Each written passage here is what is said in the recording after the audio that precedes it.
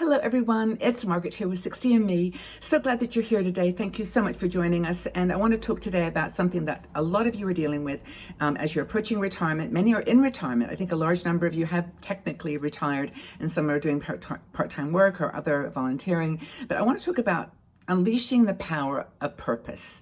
Now, when I talk about our community a lot, I say, we're a group of women over 60 who are living our lives with passion and purpose.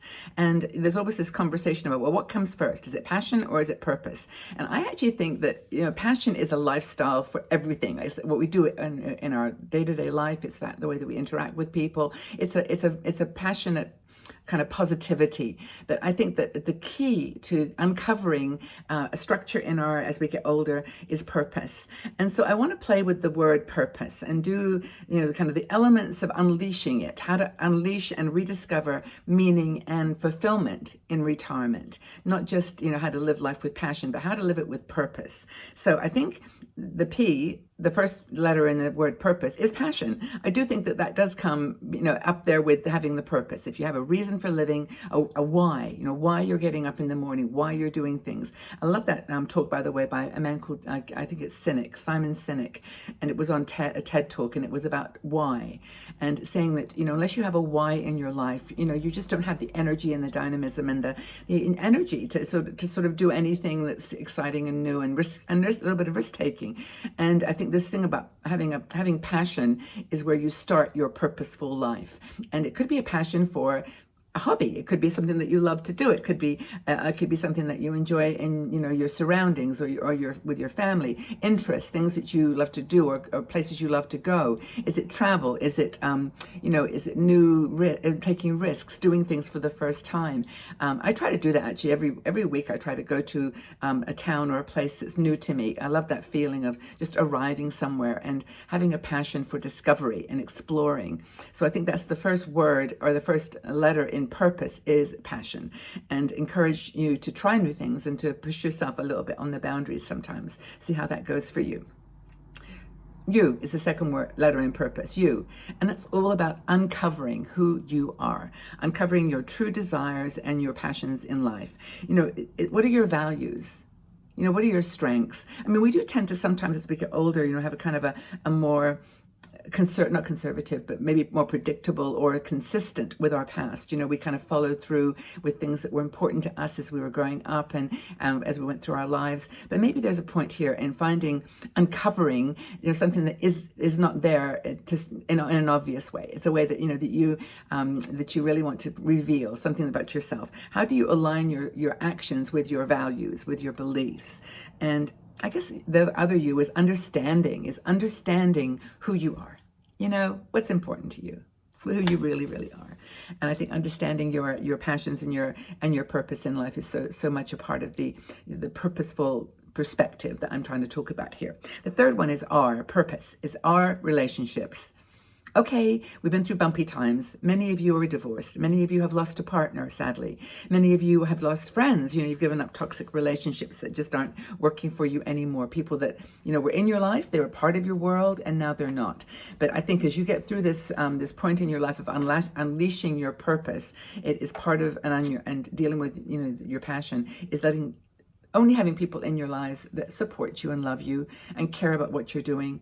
And I would go back to family. I know sometimes it's hard because family, we've had bumpy relationships perhaps, and, maybe you're not talking to some of your family or whatever, but in some way, whatever way you can, I think nurturing those relationships is important, and engaging in some kind of dialogue if you can, and also unleashing your social side.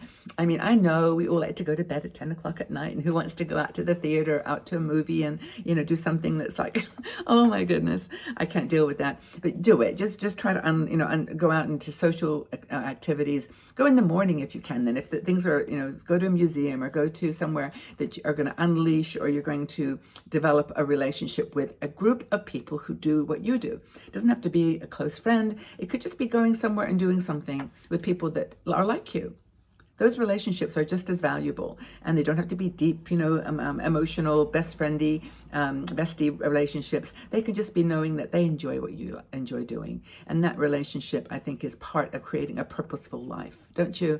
I really do. And I think we expect a lot of our relationships as we get older. I think we expect them to be like the be all end all, and, to be in this constant search for perfection in relationships, friendships, dating, love. But I think we just take what we can. We make the best of our situation. And there are so many beautiful people in this community for a start. Join our Patreon supporters group if you want any proof at all that compassionate, empathic, amazing women exist. And it doesn't have to be, we are a women's group, so there's not men in our group, but you can find men that are that kind of people too. You just have to narrow it down to the things that you want in that relationship.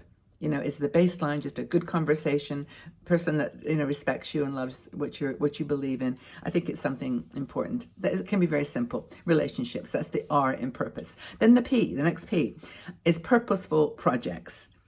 Enjoy doing things that you really love. Now, we talk about hobbies a lot, and that always, sort of gets heavy, like, oh, I have a hobby for this. But what do you just like doing? What kind of projects? Now, right now, I'm actually, okay, I'll reveal this. This is a little reveal. I'm writing a book on 7 hilled cities. Random, I know, but I actually have a huge fascination for books, for the topic of 7 hills, well, the number 7.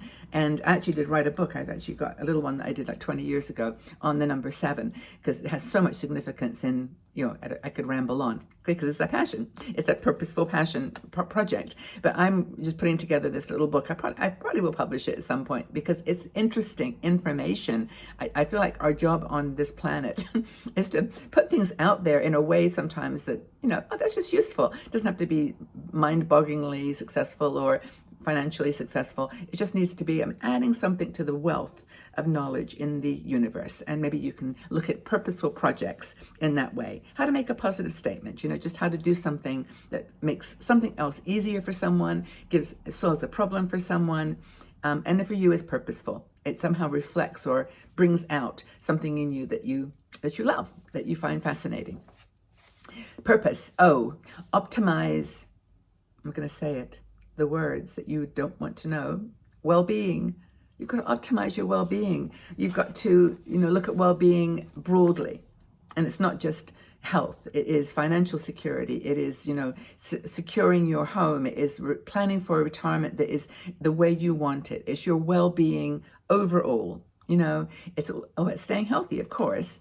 Eating good food, keeping in touch with your body and your health, self-care, meditation, relaxing, dealing with stress, all these things that we've talked about. That's the kind of optimizing of good health, and organizing too. That's another O, organizing your life around those things. Then there's S in purpose. Wait a minute, is that right? Is there an S? Yes, of course there is. I'm like reading this off and I'm going, purpose, self-confidence, seek growth and learning, seek new information, go out and find and learn and grow. That's the S in purpose. And I think it's a really, really important one to focus on. It's just the self-awareness, self-confidence that we need as we get a little bit older. And then the E, of course, experiences, embrace, the E for embrace new experiences.